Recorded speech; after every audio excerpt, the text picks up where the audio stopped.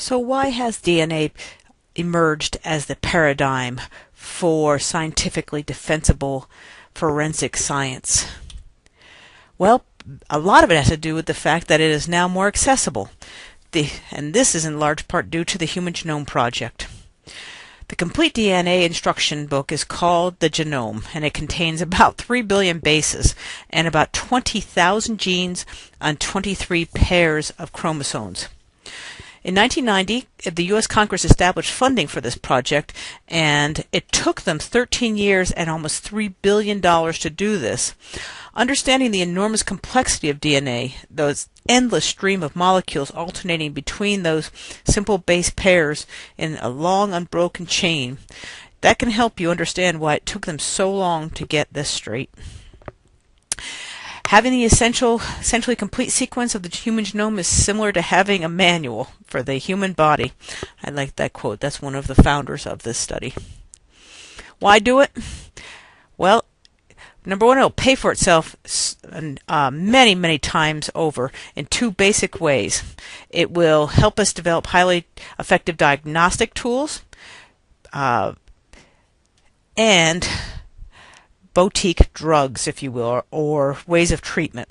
So you can figure out who is going to be likely to have a problem with asthma, cancer, diabetes, and they're doing this now. And the other thing is that they'll be able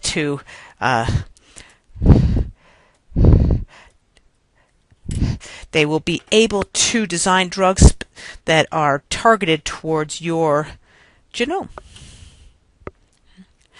But with it, many problems arise. The good and the bad of people, if you will.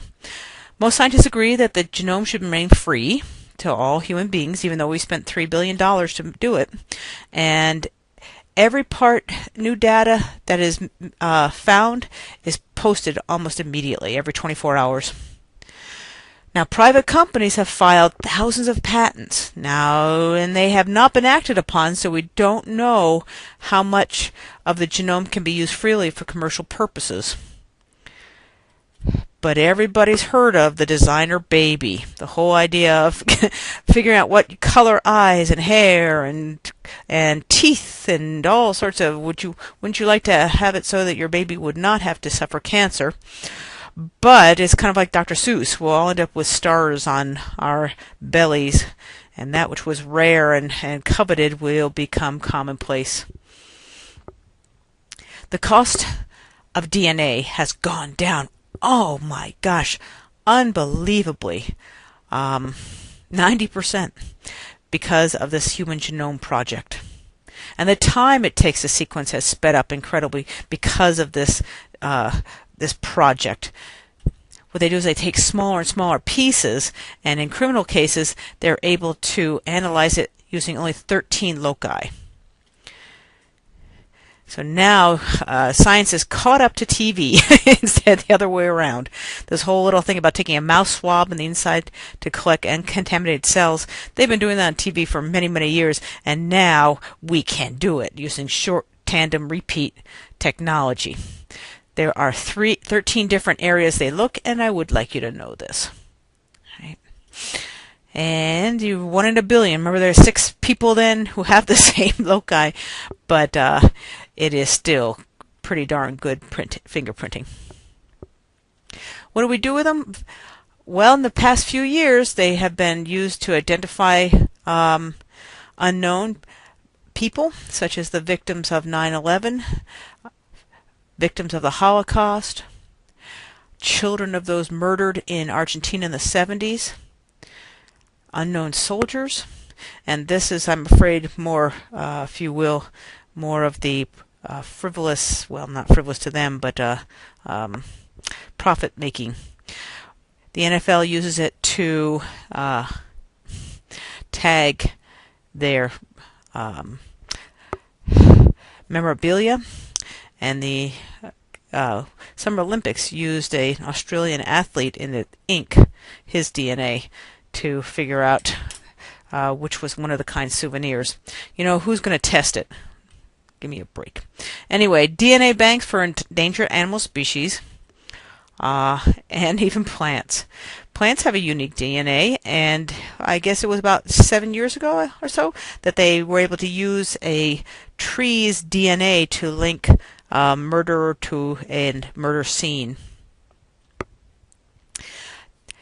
Forensic scientists, well, obviously they'll identify potential suspects with evidence left at the scene, hopefully exonerate persons wrongly accused of crimes, identify, establish paternity, and that's used a lot. In order to do it in court, it costs you about $500. Identify and protect species. Know where they've been poached from. Organ donors, pedigree, and something frivolous, be able to authenticate caviar and wine. Whoopee. Okay, so the FBI uses it. We've got a lot of big deals now about whether it is laws coming in, whether it is protecting your civil rights, because instead of just convicted felons, they want to have people arrested on felony charges, as well as anybody who passes by the system. This old statement that if you're innocent, you got nothing to worry about. I'm sorry, but it's still people who are handling this material, and it is an invasion of privacy. Okay. They want to index people, and we've got this in Ohio, and 11 labs are working on it. Okay. And it's used for identifying unknown people. And an interesting thing has occurred, or an interesting manifestation of this, is this, for example, this anatomy of a serial killer I found in Popular Science. 12 killings, 12 years. Finally killed the guy. I'm sorry, killed the murderer, yes. And it turns out it was the same stinking kid who they found in 74, but they got rid of, or they let him go because of insufficient evidence at the time.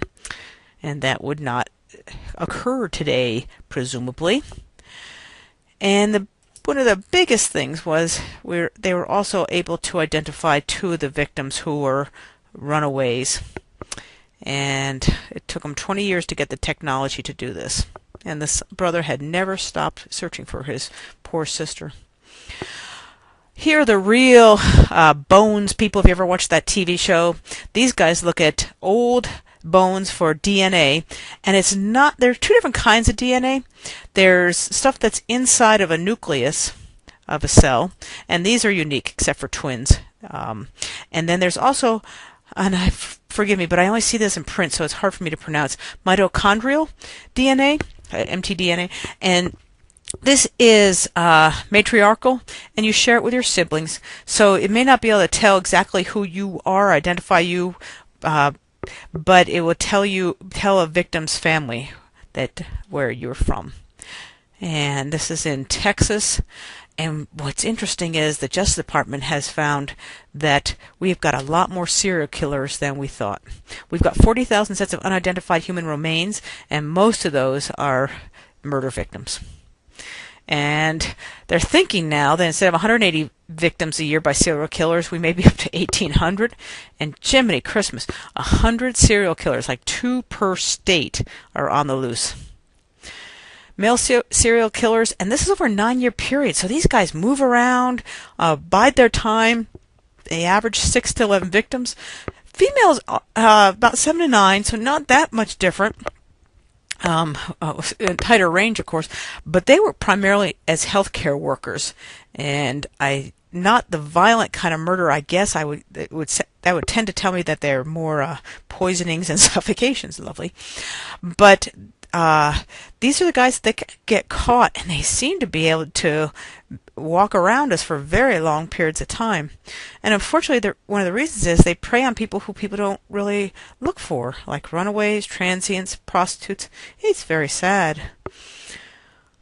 Why isn't DNA used all the time? Well, there's a lot of people who want to do it, and there's a lot of crime, and it does take a limited amount of time, and there's just a backlog. Cost, there's cost about $50 for a legal lab. If you want to do it individually, $500.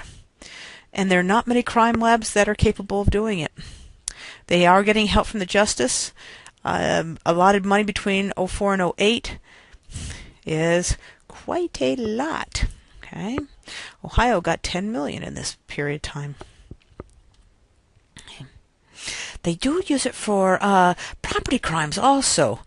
And this is kind of the Pareto effect, that very few people are causing most of the burglaries or the crimes. And if they could catch these guys, these habituals, they will make a huge impact. And that's what they found. They found that with DNA, they were able to put these guys away for longer periods of time, and the savings were amazing. The savings over a 2-year period to Denver was $5 million in police and $37 million in property